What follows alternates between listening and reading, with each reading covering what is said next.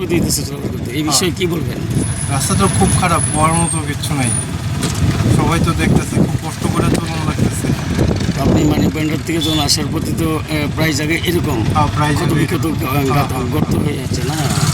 তো এটা তো কদিন পর পর একটু একটু দেখলাম কাজ করে তারপরে আবার যে সেই হয়ে যায়। তো আপনাদের অসুবিধা হইতেছে সাংঘাতিক অসুবিধা। তো রাস্তায় এত খারাপ, গাড়ির মেনটেন্যান্স বাইরে যাইতেছে, যার কারণে আমরা খুব অসুবিধা হইতেছে চলতে, এইগুলি আর কি। এটা কোন কোন রাস্তা এটা? এটা তো national highway, Kamalpur to Agartala. আপনি কই থেকে আসছেন আজকে? আমি মানিক ভান্ডার থেকে আসছি। খুব খারাপ অবস্থা না? খুব খারাপ অবস্থা রাস্তা। Thank you.